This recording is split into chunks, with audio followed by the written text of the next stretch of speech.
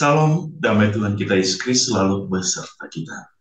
Saudara-saudari, hari ini gereja merayakan perayaan atau peringatan Santo Vincentius Paulo.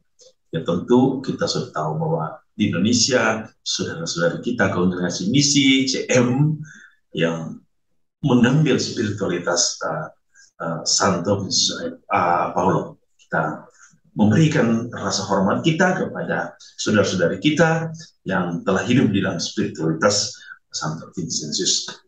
Hari ini kita semua kembali mendengarkan, merenungkan firman Tuhan, dan kita akan merenungkan firman Tuhan dari Injil Lukas bab 9 ayat 51 sampai 56.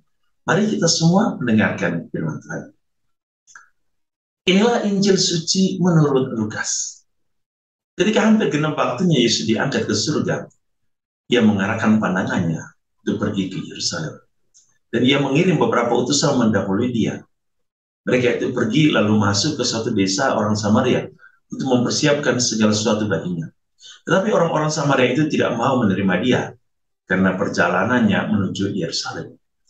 Ketika dua muridnya yaitu Yakobus dan Yohanes melihat hal itu, mereka berkata, "Tuhan, apakah engkau mau supaya kami menyuruh api turun dari langit untuk membinasakan mereka?"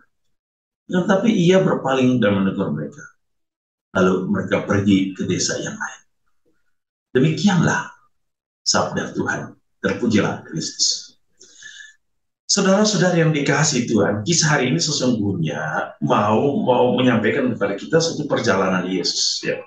Perjalanan Yesus, mengapa Yesus pergi ke Yerusalem? Tentu Yesus akan menggenapi seluruh perjalanan kisahnya. Bahwa di Yerusalem, Yesus akan kembali kepada Bapa setelah kisah penderitaannya. Dan kita mendengar hari ini bahwa ternyata bahwa orang-orang Samaria tidak menerima dia, lalu para murid mulai mungkin marah, jengkel, tidak suka, lalu ingin bahwa sudah kita binasakan saja mereka. Tapi Yesus menegur mereka dan Yesus pergi ke desa lain. Sesungguhnya ada beberapa poin penting di sini yang kita lihat dari kisah hari ini, bahwa Yesus mengingatkan kita semua, ya, bahwa kedatangannya ke dunia itu untuk membawa keselamatan. Persoalan bahwa ada yang menerima dan ada yang menolak, itu adalah satu persoalan waktu. Tapi bahwa keselamatan Tuhan itu tidak mudah. Karena sesungguhnya kalau kita dalam pengkhotbah mengatakan segala sesuatu ada waktunya, ya, ada waktunya. Mungkin saat ini ada orang yang tidak suka dengan Tuhan, tapi suatu saat dia akan mencintai Tuhan melebihi segala sesuatu. Jadi ada satu waktu, ada satu proses dalam hidup. Ataupun ada bangsa yang menolak Tuhan, suatu saat juga akan menerima. Tuhan bekerja, bibit Tuhan itu bekerja, ya, berproses. Bagaimana ia ditaburkan, dia bertumbuh, berkembang, dan menghasilkan. Itu adalah satu proses.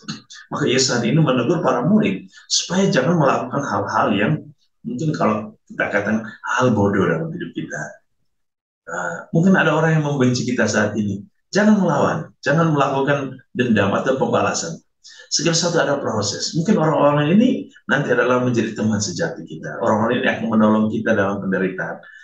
Saudara-saudari, hidup ini indah kalau kita berjalan dengan proses, tapi proses itu adalah di dalam kasih Allah. Karena kasih Allah itu bekerja dengan sangat luar biasa. Rahmat Tuhan itu bekerja dalam setiap hati manusia. Ya. Ia membalikan hati manusia yang batu menjadi lembut. Yang meninggalkan dia akan kembali. Yang berdosa diampuni. Ini hati Allah yang berbelas kasih. Injil hari ini mengingatkan kita pertama untuk berbelas kasih kepada setiap orang, teristimewa orang-orang yang tidak mengenal Tuhan ataupun orang-orang yang menghina Tuhan dalam diri kita, dalam hidup kita, dalam iman kita. Ya mungkin banyak ada di sekitar kita, orang-orang yang tidak menyukai Tuhan. Tapi apakah kita peduli? Berdoalah bagi mereka. Bimbinglah dan tuntunlah mereka dengan doa dan cara hidup kita. Berilah kesaksian yang benar tentang Tuhan. Bagaimana Allah mengasihi dunia, mengasihi sesama, bahwa dia adalah cinta sejati. Kalau orang berbuat jahat, kita jangan berbuat jahat. Kalau orang berbuat baik, kita harus lebih baik. Saudara-saudari, mari dalam hidup keberimanan kita, hal yang paling utama, jadilah saksi akan kebenaran Tuhan, bahwa Tuhan itu Maha Kasih, Dia tidak dendam, Ia memaafkan, Ia mengampun, Ia penuh cinta, Ia penuh kerahiman, Ia Maha Besar. Maka tunjukkanlah itu dalam kesaksian hidup kita, supaya semakin banyak orang mengenal Tuhan. Dan semoga kita juga hidup dalam kebenaran. Tuhan Yesus memberkati kita hari ini dalam seluruh hidup dan karya kita. Dalam nama Bapa dan Putra dan Roh Kudus. Amin.